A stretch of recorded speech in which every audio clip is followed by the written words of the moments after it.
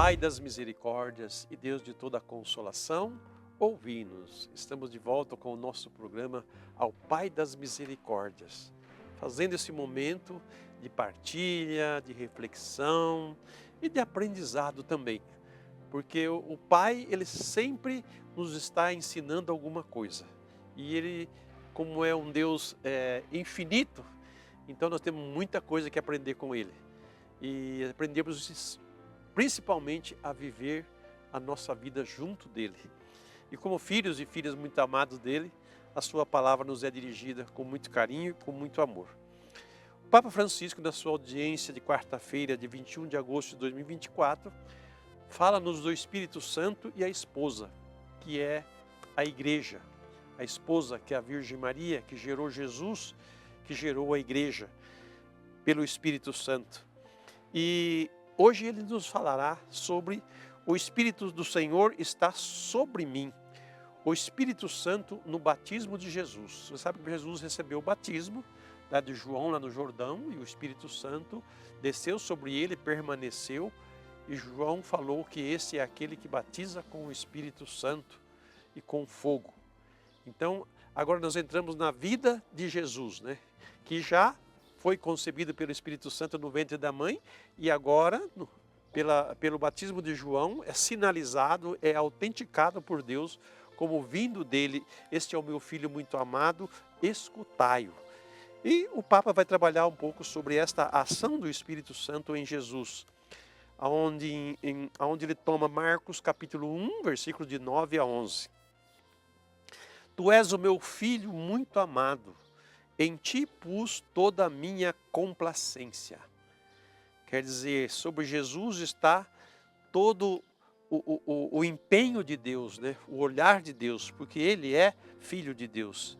Reflitamos sobre o Espírito Santo que desce sobre Jesus no batismo de João e dele se difunde no seu corpo, que é a igreja. No Evangelho de Marcos, a cena do batismo de Jesus é assim descrita.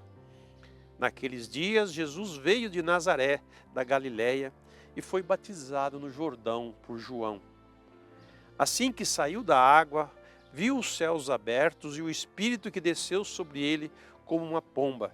E do céu ouviu-se uma voz: Tu és o meu filho muito amado, em ti pus toda a minha complacência.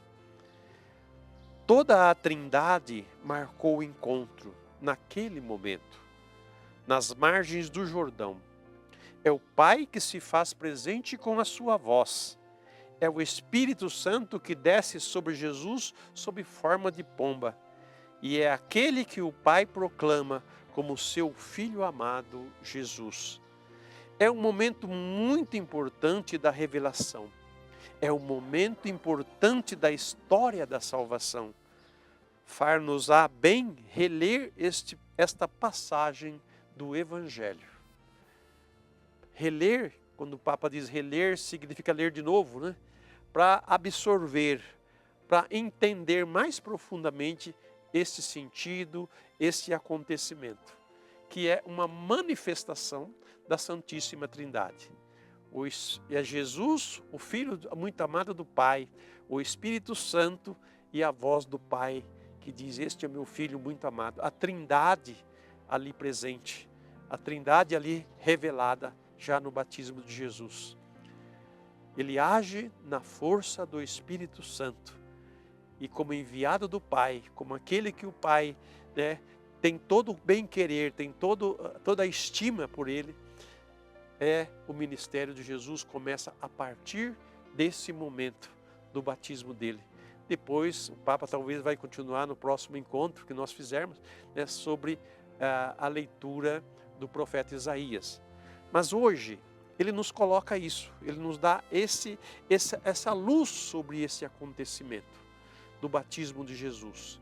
E você pode pensar também no seu batismo. Quando você recebeu o batismo? Quem foram os seus padrinhos? Quem foi o padre que ministrou o batismo, o diácono que ministrou o batismo sobre você?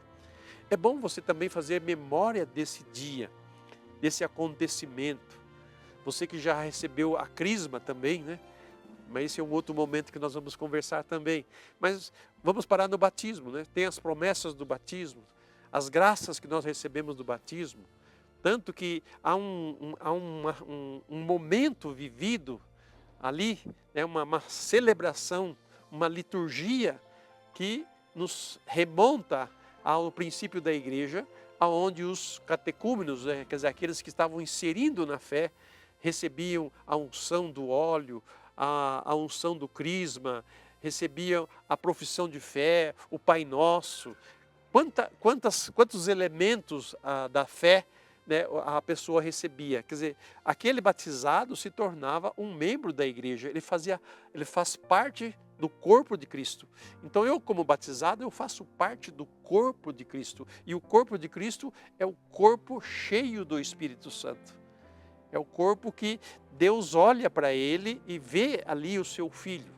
Por isso que a ação de Jesus com a ação do Espírito é tornar essa esposa imaculada. Aí você vai entender o porquê que nós insistimos tanto numa vida de verdade, de santidade.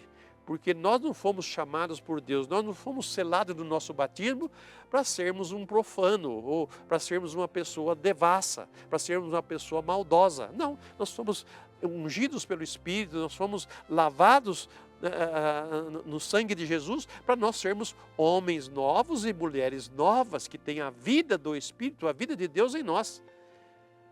E se você disser, mas padre, isso é impossível, eu volto na nossa reflexão anterior que diz, para Deus nada é impossível. Pode ser impossível para mim, mas se eu estou com Deus, se eu estou com Ele, quem contra mim? Quem vai me destruir? E nem que para isso eu morra, mas que eu morra por causa do Espírito Santo, da unção que Ele me deu para ser o seu filho e sua filha.